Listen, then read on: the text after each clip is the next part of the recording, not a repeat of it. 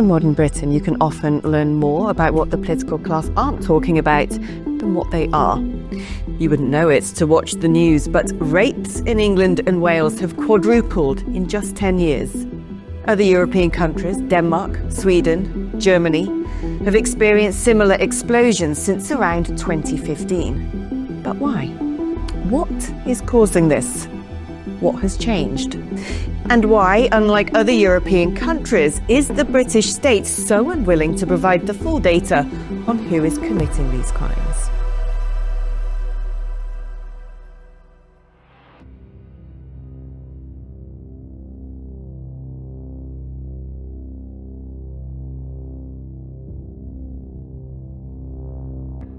Bad men need nothing more to compass their ends than that good men should look on and do nothing. Thus said John Stuart Mill in 1867. I wonder what he would make of today's state complicity in the most horrific of industrialized crimes, the repeated torture and gang rape of tens of thousands of girls across the UK. For there were those that wanted to speak out, to demonstrate. But they were not only silenced, they themselves were often persecuted. The slow drip feed of a perverse new morality into the public domain now essentially regards being a perceived racist as a far worse crime than being a rapist. How did we get here? Remarkably, one of the biggest atrocities to happen in modern Britain, what's known by many as the grooming gang scandal, is only one part of an even bigger problem facing Europe and the Western world. The scales fell from my eyes a long time ago, yet when last year I dared to suggest that the increase in sexual abuse and harassment of women was coming from foreign men, so taboo was the suggestion that the clip went viral. This is such an important issue for me because I've been living in London for 10 years. I've also lived in multiple other countries around the world. Never before have I felt as unsafe as I do now. When I walk down the street, I'm increasingly being leered at. I'm increasingly being followed like I'm going around the souks of Morocco. And it's not, visibly to me anyway, people who were born and bred here. It isn't. When I started working on this documentary a few months ago, I was unable to find any official statistics examining the correlation between country of origin and the perpetrators of sex crimes in the UK. The only evidence was that published on the situation in similar European nations. Yet days before going to edit, something remarkable happened.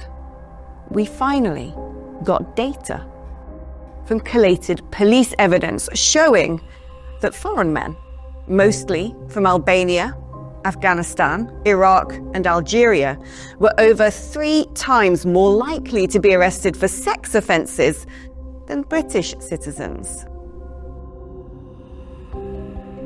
I wanted to investigate this fearlessly in a way that would rouse rightful horror in all who should watch and jolt them into realising nothing can excuse neglecting this issue for even a second longer.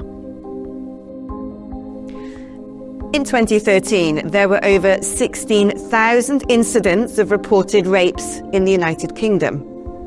By 2022, this increased to over 69,000, less than a decade on, more than a 400% increase. Shocking. We're told it's because women now report rapes more often, a conniving sleight of hand that doesn't bear scrutiny. More reports mean more incidents. If anything, women are increasingly disinclined to engage the authorities. Such is the lack of trust and the normalization of abusive practices. This harrowing trend echoes throughout Western Europe. From Finland to Denmark, Sweden, Germany and France. But why? Something else has shot up in these nations: mass migration. Now, from my own lived experience, to coin a rather vacuous term beloved by victim game authors, the connection is self-evident. What does data actually illustrate? Let's look to Germany. Shocking figures show that between 2017 and 2021, Afghans and Pakistanis were 16 times more likely to be implicated in rape than German citizens. In Finland, only 3.3 Finnish people per 10,000 were sentenced for sex crimes in 2017, compared to 138 Afghans and 134 Iraqis. And in Sweden, we see a similar story. Between 2013 and 2018, more than half of those convicted of rape or attempted rape were born in a foreign country. In cases where the victim did not know their attacker, the figure rises to 85%. Let's break that down. Algerians were 122 times more likely to commit rape than a native Swede, and Afghans 69 times more likely. Let's look now to France. In 2023, 77% of solved rape cases in Paris were committed by men who did not even hold French passports. While in 2020, 62% of sex assaults on public transport were committed by foreign nationals. In Italy, a similar picture emerges. As a proportion of rape suspects, North Africa and the Middle East are heavily overrepresented. Afghanis and Pakistanis, for instance, are proportionally 15 times more likely to be a suspect than an Italian. Like Britain, Denmark has also experienced a surge in sexual violence from around 2015 onwards, rising from around 2,500 cases in 2012 to almost 10,000 in 2022. Sexual assaults have more than tripled in just 10 years. Conviction rates for violent crimes, the closest data we could find, are dominated by nationals from the same regions, the Middle East and North Africa. So what about back at home in the United Kingdom?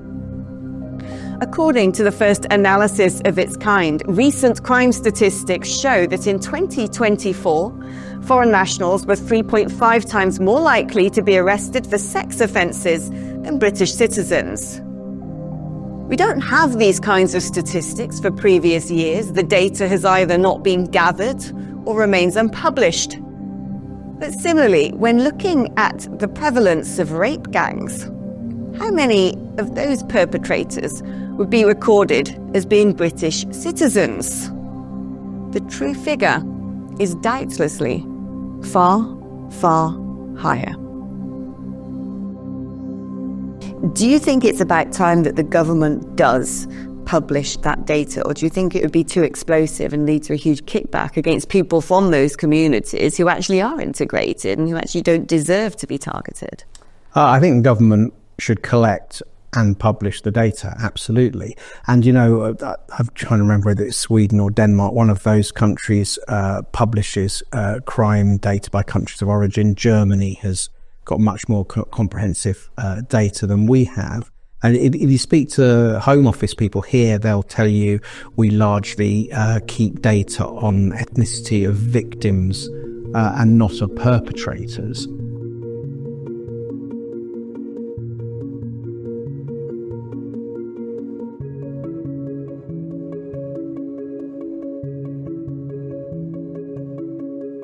Then why don't we have crime data as well, proper crime data, saying like, okay, there's been, let's say, out of 100 sexual assaults in this month, there has been 99 from Pakistan, right? And from this particular region in Pakistan as well, because there are 4 major provinces in Pakistan. The attitudes of people in those provinces are very different as well. And we can multiply that with India, because they are even bigger. Bangladesh, Syria, Iran, whatever, like there, every different area would be different. So if we have a proper crime data to say, okay, like this from maybe, Gujranwal, the people are coming from there and they're committing 99% sexual assaults. Perhaps now we may start getting better data. Yet even with information being willfully suppressed at crimes that were formerly unheard of in the UK, perhaps indicative of foreign cultures, are now making headlines. The UK now has the highest number of recorded acid attacks in the world, with a 69% rise in the number of acid attacks in 2022 alone. Shocking new figures also reveal that in the past 6 years, police across the UK have investigated at least 175 claims of crimes involving assault and abuse using voodoo dolls and witchcraft.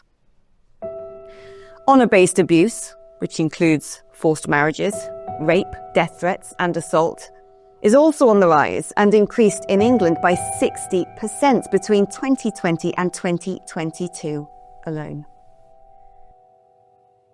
Similarly, female genital mutilation increased by 15% between 2022 and 2023. The NHS first began collecting data for female genital mutilation in 2015, with NHS trusts reporting a total of 37,000 reported cases overall. But it wasn't until February 2024 that Amina Noor became the first person to be convicted of assisting a non-UK person to perform FGM.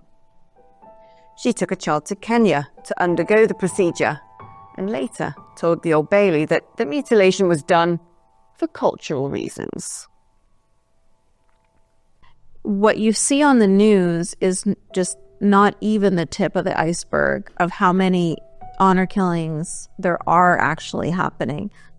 In the UK, you hear a lot, there was the story of Banaz Mahmoud, that poor young woman who went to the police a few times telling them, my father is trying to kill me, my father wants to kill me.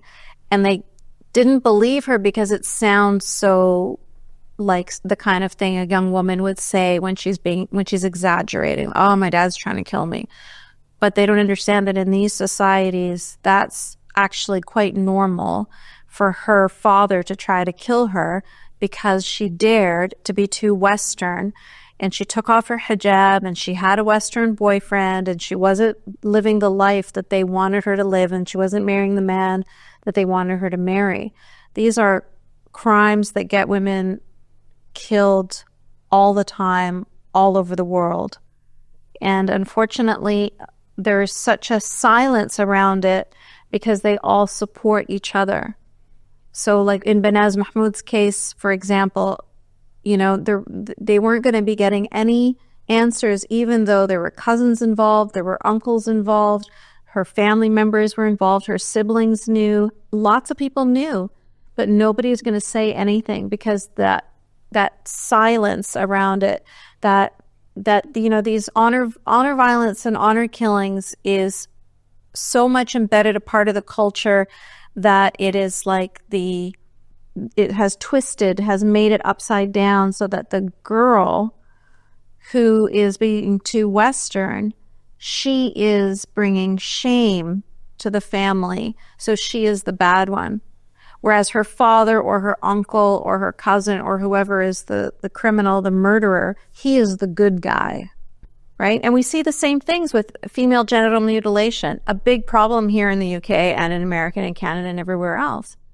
If a blonde-haired, blue-eyed father took a razor to his daughter's clitoris, that man would be either in prison or in a psych ward. But when a Somali father does it, or when an Egyptian mother does it, then it's like, well, we'll give them a pamphlet and we'll educate them. You see, and that just empowers them. In recent years, the UK has had unprecedented levels of legal and illegal immigration, at its peak grossing over 1 million immigrants in just 1 year, largely from non-European countries. Migration has added at least 3.7 million people to the UK population since 2010, with the UK topping the list of OECD nations in terms of new permanent arrivals. More people have arrived in Britain in the past 15 years than the entirety of British history between 1066 and the Second World War. Since 2018, more than 150,000 people have arrived in small boats across the Channel, mostly young men from Muslim countries such as Afghanistan, Syria, Turkey, Iran, and Iraq. Men with very different cultural attitudes towards women than we have in the West. That figure excludes those entering the country illegally by other means. It shouldn't come as a surprise to us that there are certain groups which are clearly overrepresented. I mean, going back decades, a woman going on holiday to, say, Egypt or Syria, Middle East country, a North African country, you would read the Foreign Office travel advice, and it would say in terms that, you'll have trouble if you walk around alone. So I don't see why conceptually the system still won't really admit that bringing in hundreds of thousands of men from these sort of cultural backgrounds, a large proportion of them are liable to carry on with the same mindset. So if you look at, for example, Egypt, the country my mother is from, women there, 99.3% of women report being sexually assaulted. 99.3. It's an astounding number. It sounds like hyperbole, but this is a true number, and the research was done by UNICEF. And the reason why you see such astounding numbers is because it's so much a part of the culture. It's so normalized. This idea of gang rapes that we've heard about that were happening in Germany, for example. So when men go around a woman and basically like predators, pouncing on their prey in the middle, which we saw happen in Tahrir Square in Egypt, that's called taharrush. It has a name. It's a part of the culture. It's what men do when they see a woman alone, and when she's not, protected by other men around her, then they consider her to be prey. It simply cannot be denied that some of the most appalling treatment of women is found in Islamic countries. After all, the brutality of these regimes is often the reason given for asylum claims. In 2024, new laws in Iraq, brought in by Shia Muslim parties, have seen the age of consent for girls lowered to just 9 years old, while women are deprived of the right to divorce, claim custody of their own children, or receive any kind of inheritance. In Afghanistan, women living under the Taliban's rule are not only denied an education, they are brutally banned from speaking or showing their faces in public. Now, while these examples may represent extreme Islamic laws, how far do Muslim beliefs engender sexist and dehumanizing attitudes towards women, particularly non-Muslim women? Talk to me then about what parts of the Quran say about women. Oh, that's so I think basic things, for example, like inheritance. Women would get less inheritance than men.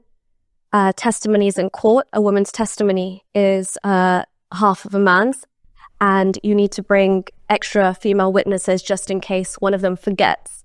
And then you've also got a man's kind of role on how to discipline his wife within a marriage, and that alludes itself to domestic violence, which is actually within the Quran itself, Surah 434, which is a surah of the verse of women, and it tells you exactly how to discipline your wife. And that becomes incredibly problematic because the discipline that's ordained is just merely if you fear disobedience. It's just, a general paranoia that a husband could have, for instance.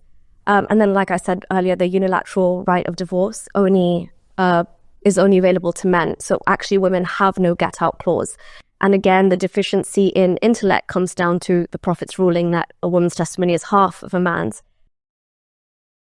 So in the Quran, they talk about what your right hand possesses. Malakat aymanukum. And that means that what your right hand possesses are women who are sex slaves, non-Muslim women who were taken as war booty, basically. So that's the kind of thing you would see with Yazidi women in Iraq, with, Israeli women and Hamas, with Hindu women in Pakistan, with Christian women in Nigeria, and here in the UK, you saw that with the gangs, the Rotherham gangs, and it's all coming from that same mindset of non-Muslim women being, just treated with such disdain that they can just be used and abused and thrown away. When a kid is growing up, in the environment, it's not as if they're taught these things. It's things that they pick up. There are hints within the Quran and stuff of, let's say, of a sex slavery, right? And of seeing not just women, but anyone who's not a Muslim as an other, as sort of like not worthy of, your companionship, sort of a thing. So you're already othering people in that way. So it might not be that they are being taught that you can abuse Western women as such, but I don't think so. Most sensible people, even conservative, go out and teach their kids that. But it's their own attitude towards it that shows the people, shows the kids growing up that it might be acceptable. There might be an incident, like say the gang rape by the Muslim gangs in the north of England, right? So there might be some conservative Muslim household where even the mother and the father would have said, well, those girls deserved it. Like, look at how they dress, look at how they, they would have done that. So they're not approving directly of the act, but what they're showing is they're worthy of an excuse, that you can give an excuse. So like, they were asking for it, sort of a thing. So, and the people who are eager to explain their negative actions and justify them, they can go further into the Quran itself, where you might say, okay, sex slavery is actually allowed, like, you're allowed to do that in times of war. So they might say to themselves, well, in times of war, but we are in constant war with the West. Because the West is always trying to, bomb our countries, or take our advantage, or whatever it might be. So in their head, they can justify it. They're constantly at war. Nuriyah, talk to me about what the Quran says about how a Muslim man may interact with a non-Muslim woman. Yeah, so effectively there's the verse of women again in the Quran, and that talks about veiling, and it is asked of Muslim believing men to veil their women, and that completely just kind of differentiates Muslim and Muslim women specifically from non-Muslim women, because this hijab, or the veiling, acts like a marker. And if you go back in Islamic history and you look into the origins of the hijab in itself, it was used to kind of delineate between the two. So essentially everybody who was not veiled or covered in the way that Muslim women would be fair game to be, sexually abused or harassed, or have all kinds of sexual violence being perpetrated against them. And Muhammad's companions did this in Islam. You can see it all throughout Islamic sources as well. But it carries over into kind of modern life, and how we saw within the grooming gang scandal and the cover-ups, that those very verses were being utilized by the perpetrators to justify what they were doing. And at times they would be saying horrific things to these, white working class girls about why they were fair game to be treated in this way. And they would actually, say these kind of racist comments towards them, or talk to them about being non-believing women, and therefore the violence is kind of justified. Islamist terror attacks across the West have targeted female pop stars. whose audience is primarily women and girls. The Manchester arena bombing, killing 22 people, was a targeted attack on an Ariana Grande pop concert. This deep misogyny and hatred of white Western women isn't confined to isolated terrorist attacks. The decades-long mass rape and torture of white girls by Pakistani Muslim men is arguably the most extreme example of sex-based hatred and dehumanization to happen to women and girls in modern Britain. At a sexual assault trial of one young Pakistani male, his counsel said he'd been taught that white girls were like a piece of chewing gum on the road. Part of the problem is a complete lack of integration between the communities, and you have often it's been Pakistani heritage men who have a complete split view between the women in their own community, who are covered up, often kept at home, completely not legitimate for sexual approaches in terms of young men having high libidos. And then they up the road there are, as you say, there's white working class communities with girls perhaps who aren't don't have the resources or the family support behind them that they might, but who've grown up also in a very sexualized online environment. So I think it was Jack Straw actually a generation ago who said some Pakistani heritage men viewed working class white girls as, quote, easy meat. And I mean, this starts from like the grassroots level of, if you were to be, let's say, in, just privy to, let's say, locker room talk or talk within groups of Muslim young men, you would already see the kind of denigration of white women in their eyes in terms of, we can mess around and have a good time with all of these women, but then we'll marry a good Muslim wife. And that's kind of the general MO of most young Muslim men, I would say young British Muslim men as well, when they want to have their fun. That's the kind of, like you said, whether it's porn, the result of porn having fetishized them more, but then also Islam in itself. And if you go back to, again, Islamic history, there have been expeditions where Muhammad has been riling up his followers to go and conquer new territories and, capture blonde-haired women. It's not only that the West has imported men from cultures that actively degrade women, particularly non-Muslim ones.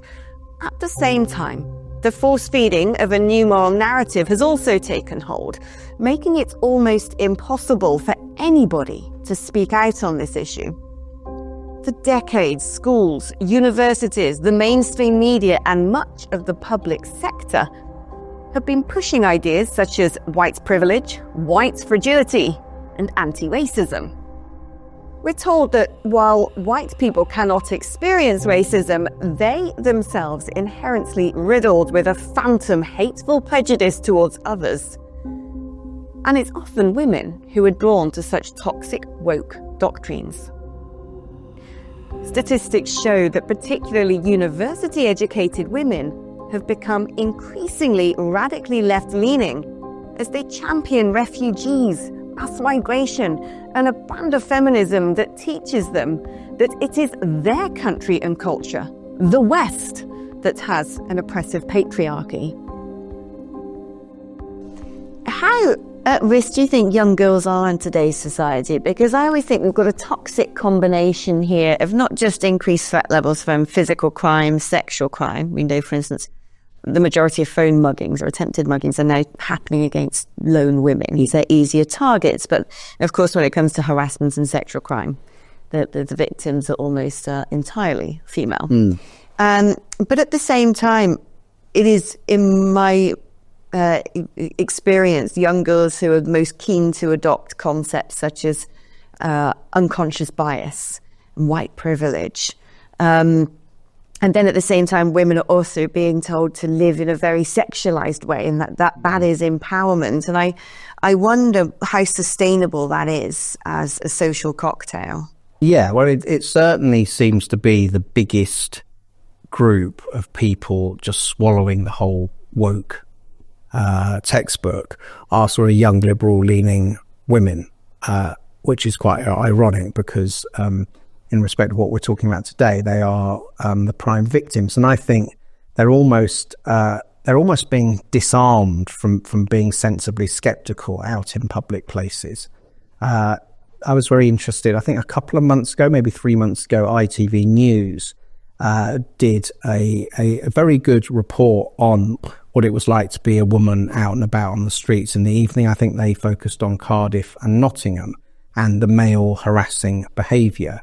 And, you know, if you watched it, it didn't seem to occur to them, literally, that almost every single abusive, creepy, harassing male was from an ethnic minority background. More often than not, it seems to me the people who are most keen on pushing the narrative about integration, about not being Islamophobic, about things being racist, tends to be the white middle class women. And I wonder if you think that they really understand what a lot of Muslim men might think about them. I honestly think that if they did, they would take a much more different position on this because, I think, again, when we normalize the kind of, I like to call it Islam light, or the view that we're just fed, in the sense that, you know, even Western liberal feminists are very much guilty of this and thinking that Islam is just another culture that we need to respect, or that, you know, they have a different set of values, but in no way does it infringe on, you know, actual women's rights. To call it Islamophobic, I would say you are supposed to be fearful of something like that. And I just don't think that with the level of dawah that's been happening in the UK, and with the level of kind of this push of Islam being a religion of peace, a lot of, as you said, Western or English middle class women have taken that up as their fight to kind of promote that Islam is a religion of peace and it's extremely tolerant and they just have their own way of doing things. And if their women want to cover up, then so be it. But if you peel back the layers, many of those women or girls within those families are subjected to so much behind the scene. And I mean, coming from a Muslim family myself, like I said, I was one of the lucky ones, but I understand the level of coercion that goes on behind closed doors. And I don't think a lot of the women here are willing to accept that for what it is. There's a naivety in Western women, sometimes I find liberal Western women, that getting on with people, not just men, not just in relationship, in friendships as well, with like other women or other men, whatever it might be, of different cultures, that they think this is general to all liberalism, I think, so that everyone else is the same, that all cultures have the same value, that all cultures value relationships, different kinds of relationships, and men and women in the same way, the men's rights and women's rights in the same way. They think it's sort of like a Disney World or something, right? But the reality is very different. So there is that naivety, which in cases of Muslim men, conservative Islamist Muslim men, become very dangerous. In 2015, German Chancellor Angela Merkel allowed over 1 million asylum seekers, mostly men, to cross the border into Germany. Well, that year ended with the mass sexual assault of women in Cologne on New Year's Eve. The authorities reported that the perpetrators were almost exclusively from an immigrant background and of mainly Arab and North African origin. For many, this shocking incident was a wake-up call. Covered up for days by the European media, Cologne also highlighted the extent to which politicians were willing to downplay and minimize harms being done to women in order to defend mass migration.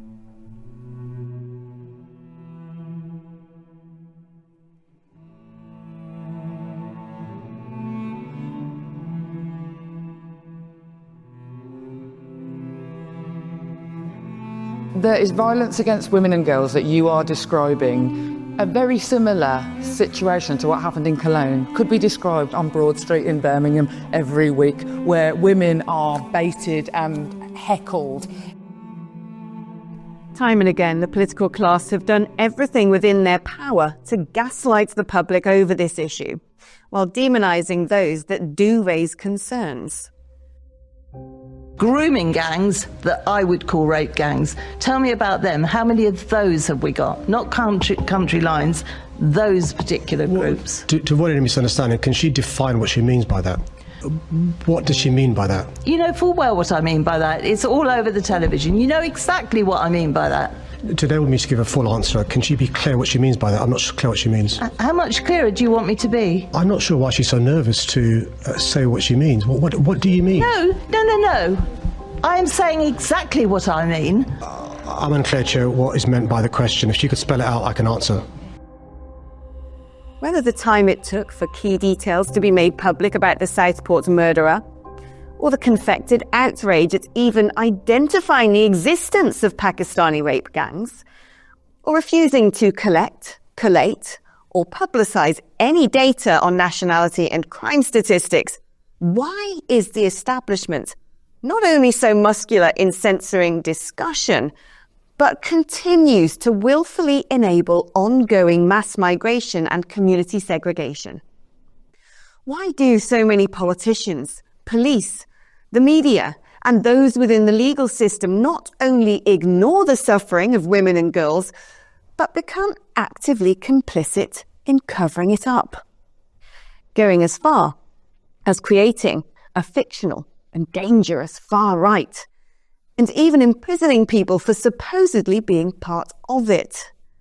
Why are they so hell-bent on being part of extreme cultural vandalism against their own nation and the fascistic censorship of its people? Well, I'm beginning to think we are now merely in damage control. During the Hare Hills riots, a woman was arrested as she watched her community burn. She was arrested for complaining about the effects of immigration on the town she grew up in. What are they doing? What are they doing? Is that not racially offensive? What they're doing is not racially offensive. Then there was the incident of the woman who turned to the police after being spat on. She wasn't helped by them. Instead, she was apprehended because she used the words filthy migrant to describe the perpetrator. So you have a problem with my words? Yes. Because a filthy migrant just spat on me? Yeah, that is. And you've got the issue with me? We have a duty to challenge that language, yeah.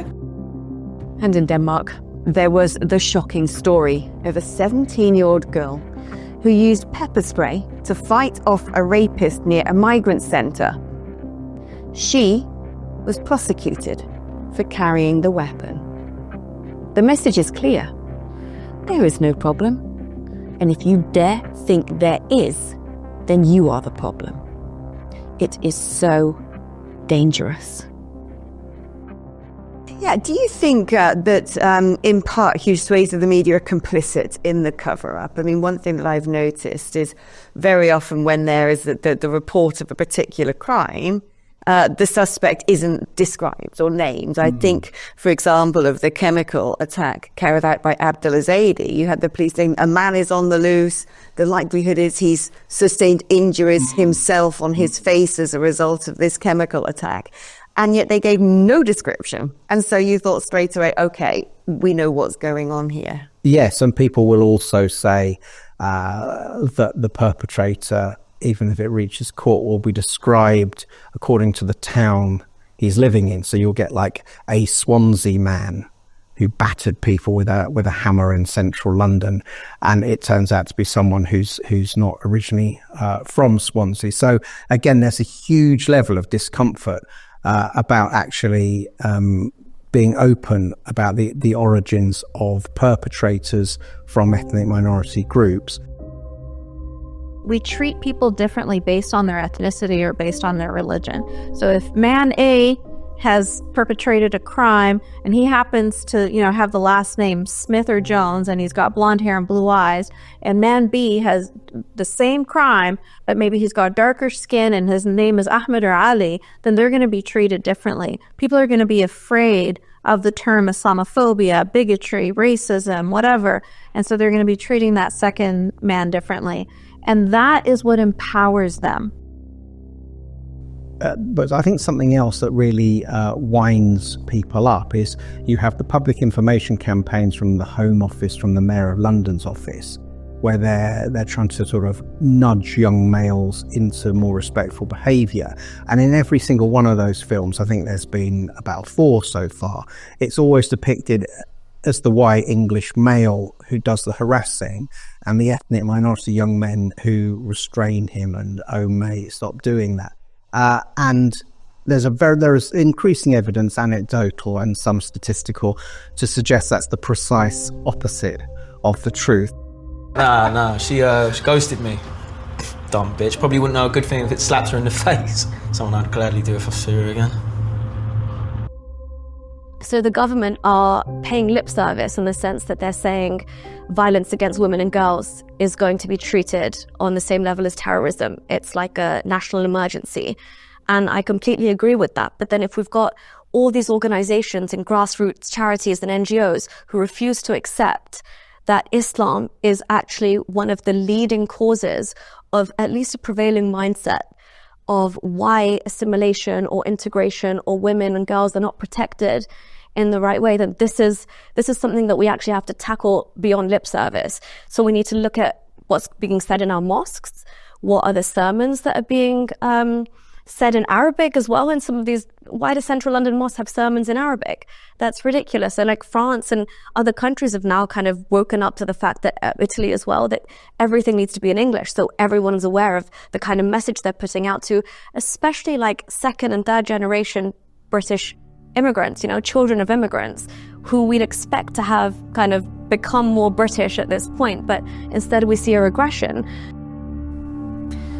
Despite the increasingly extreme and heavy-handed government's response, the House of Cards is beginning to fall. More and more ordinary people are beginning to feel unshackled in talking about mass immigration.